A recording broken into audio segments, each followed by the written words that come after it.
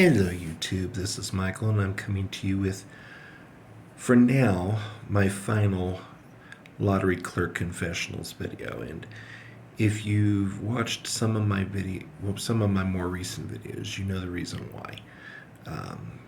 I still have not regained my position at the service desk, and unfortunately, until if and when I can get that position back, I'm sorry to say there will not be any further additional Lottery Clerk Confessional videos because I won't have the interactions necessary to be able to make those videos.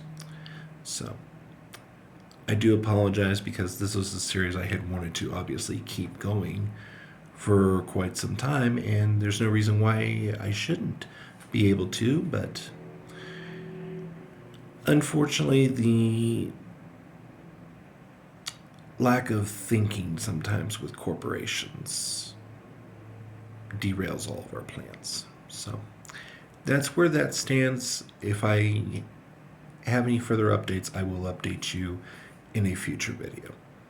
But for now, let's get to the one and only topic for this video, and that is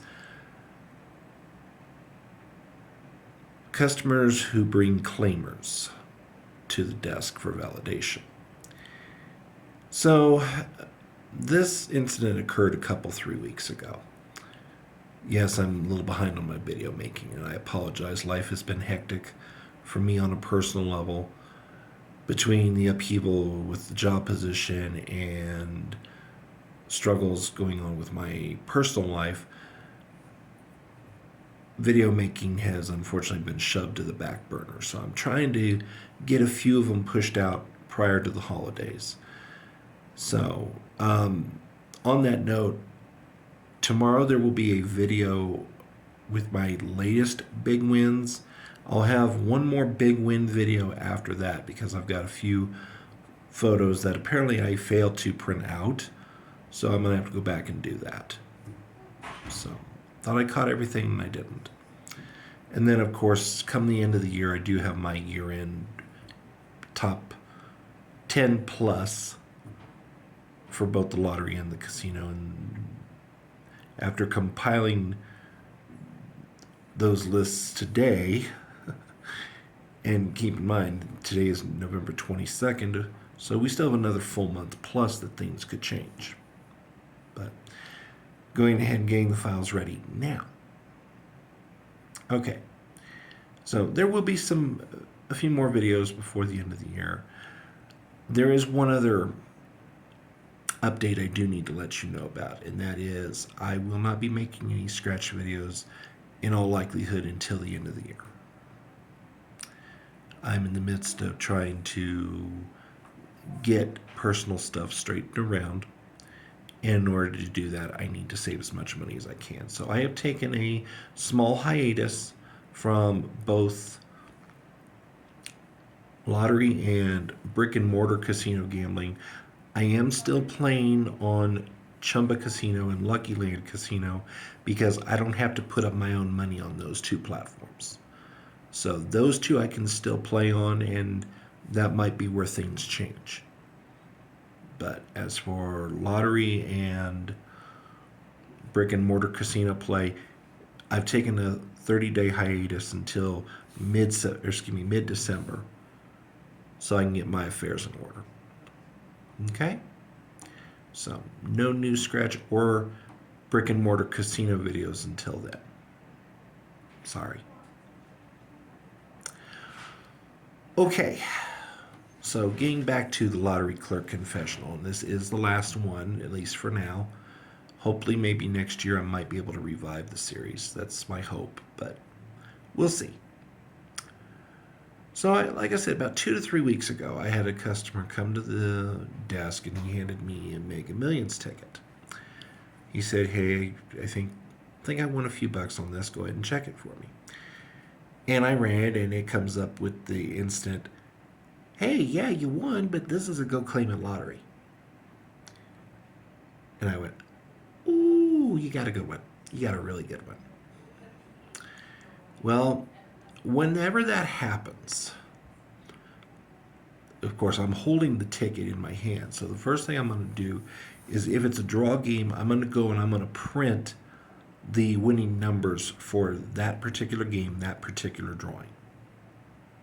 So that I can walk the customer through, okay, here's what you mashed, here's what you won, this is why you're having to go claim at the lottery. In this particular instance, the guy, who's an acquaintance of mine, I know, by the way, he had matched 3 of the white balls plus the mega ball, and he had the mega plier active. 3 whites plus the mega ball is 200. In that particular drawing, the mega plier number was 3. So 200 times 3 equals $600, and wouldn't you know it, 600 is the dividing line. If he had won $1 less, I could have cashed it for him. But because it was $600 exactly, he had to go take it to a lottery. He had to go through a lottery claim office, or I suppose he could have mobile claimed. I don't know that part of the story, how it ended, but bluntly put, he had to claim it. Either through a lottery office or through the mobile claim process. And as I handed him his little packet of stuff, the winning numbers printout, claim form if he wanted to do it through mail instead of going down to the lottery claim office, etc., etc. He looked at me, kind of produced this rueful grin. He goes, I'm not unhappy that I won, but I am a little disgusted that if I'd won $1 less, I could have my money right here, right now, instead of having to go down to the lottery claim office. And I get his point. I get his feeling. I truly do. I remember when I won my $750 winner on the $20 crossword back in January. And it's like, for that little, my personal view is if it's under $1,000, you should be able to claim it at participating retailers. But there are very few. Here's kind of the counterpoint to that argument. Very few retailers have that kind of money to cash in a ticket over $500. You might be able to get a retailer that can cash like a $200 or $250, maybe even going to clear up to $500. But to find a retailer that is capable of cashing one over $500, that's a little harder. And bottom line is, not very many retailers are going to do it. So, in addition, it would require an overhaul of the tax code, which requires congressional approval and this and that and the other. And without this video devolving into a political rant, let's just say that the chances of that happening are very slim to none.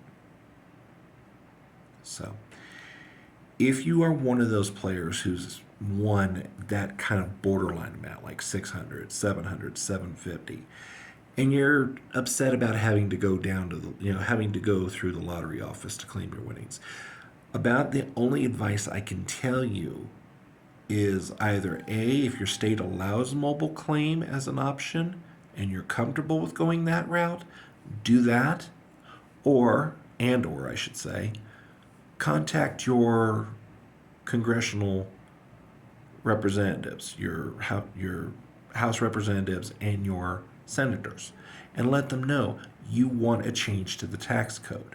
Let's face it, even if you've been in a brick and mortar casino, you know that even $1,200, which is the W2G trigger limit there, that's not as hard to hit as it used to be. Give you a little background info here. Limited stakes casino gaming came to Colorado in 1991, and when it did, we had a strict $5 max bet limit. So $1,200 was not easy to hit back in the day. $1,200 actually represented a fair sum of money back in 1991. Nowadays, when you have penny machines that can take max bets of $10, you have dollar machines that routinely take $5 and $10 bets. Um, Video slots out there. I mean, you can find slots that, I mean, you can buy instant bonus rounds for $50 or $100. I mean, my last trip up to Cripple Creek, I watched part of a woman's bonus round where she had accidentally hit the max bet of $7.50, and she won over $1,600. So it's not that hard to do anymore, but those little amounts, those little jackpots of 1,200, 1,400, 1,500, etc., they're not as big compared to 20, 30 years ago, or before that even. You know, whenever the W2G tax limits were put in, those 600 for the lottery and 1,200 for casinos, those have not changed since they were when they were instituted. But the value of the win certainly has changed in that amount of time. So the TLDR version of this video is, you know, guy comes up to me with a $600 Mega Millions win and has mixed feelings. Glad he won, not happy that if it was even $1 less, he could have gotten his money right then and there. I think there are a few states that do allow a cashing of a 600, even if you do have to file tax paperwork. But I don't profess to know all of those exceptions. I just happen to know that in Colorado, if it's 600 or more, you have to go through the claim office. So, anyway, that's the final Lottery Clerk Confessions. I hope that you've enjoyed this series, and I do hope that I'm able to revive it at some point in the future. So, thank you for watching, and we will see you next time.